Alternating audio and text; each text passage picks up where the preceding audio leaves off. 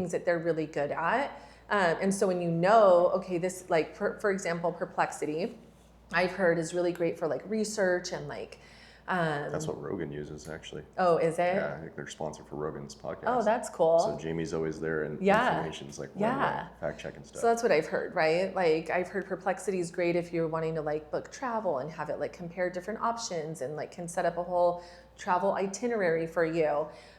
Gemini, I use Gemini a lot because it's tied to my Gmail account, and I have the pro version and it just knows me really well. And I feel like for my real estate world, Gemini is great.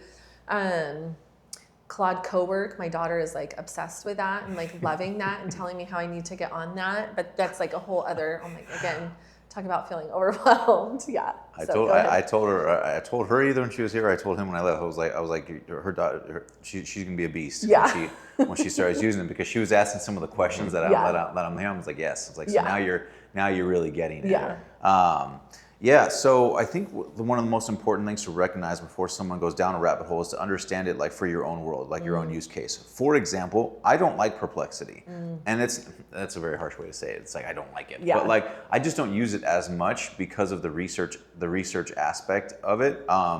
For example, you bring up Joe Rogan. That makes perfect sense because he's in a real-time conversation with somebody. He needs access to real-time research like right then and there. I have used Perplexity before. I prefer it's like what you might call like a UI, like their user interface or their user experience with how it interacts with you, and that's important as well. Like an example of this is like ChatGPT or Claude, which I'll talk about in a second. They're apps on my phone, which like they're very convenient. Like that convenience is speed, and that's what I think people.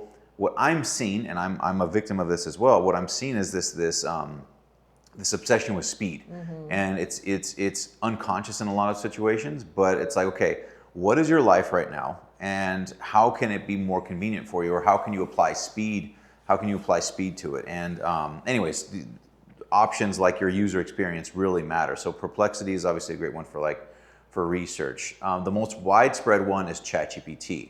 I eschew ChatGPT to some degree. I think it's very basic. Like it's actually fantastic for creating images. I still use it for image creation, but from like everything else, it's almost like a jack of all trades, master of none kind of thing. But again, it was like most widely adopted. It's very clean looking, as opposed to what I might call my favorite, which is Claude. And Claude is, in my opinion, the less sycophantic. It will give me the most honest feedback. It has literally told me before, I don't know if that's a good idea. It has literally told me before, like, please don't ever say those words out loud.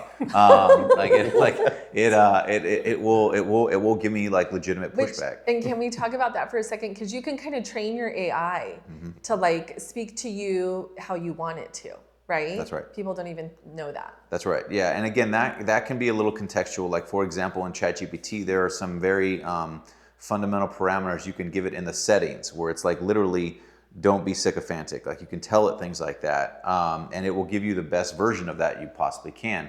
But you can go deeper with that, and again, without turning this into like a huge, just strictly educational lesson, when you get into things like custom GPTs or with Claude, custom projects, or as we were talking about Claude Cowork, you can really hammer home the personalization of it, the customization of it. Me, I deal with a lot of different clients. So, I mean, I have my Claude Cowork set up to deal with probably 20 plus clients in there.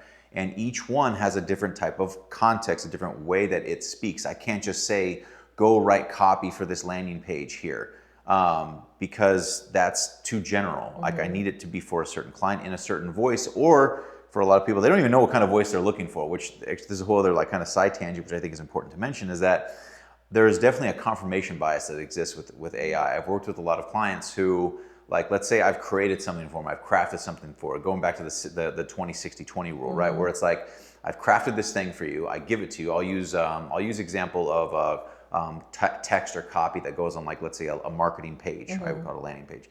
Something goes on there. They come back and they're like, I like this. I look at it, I'm like, this is trash. And I can see that it's AI generated, but because you created it with your AI and you have this new little toy that you created with, it's like our children. It's like, of course my son's the best, you know? Yes. So I created this thing and it's better than your thing because I created it, even though they don't think of it like that. So it is important to recognize like the confirmation bias that exists within things. And Again, that probably speaks to the value of having like team members and people that you can bounce things off. How does this sound? You know. So, anyways, Well, I think it's a good reminder to not just accept what it's given you, but like tweak it afterwards, right? You gotta refine it. Yes, don't just, yeah. And I think for me, I feel like I have so much to learn, but I am slightly a little bit ahead than most people, I think, because I do pay attention. So it's easy for me to see marketing and be like, oh, that's AI, right? Or that was an AI content, or the, you know, what's it called? Like the writing or whatever was AI. It's like, oh, and then I feel disappointed. Yeah. Right? Turns you off. Yes. Yeah. So you have to be like, you have to do that and go back and put your voice to it too. Yeah, you're not the only one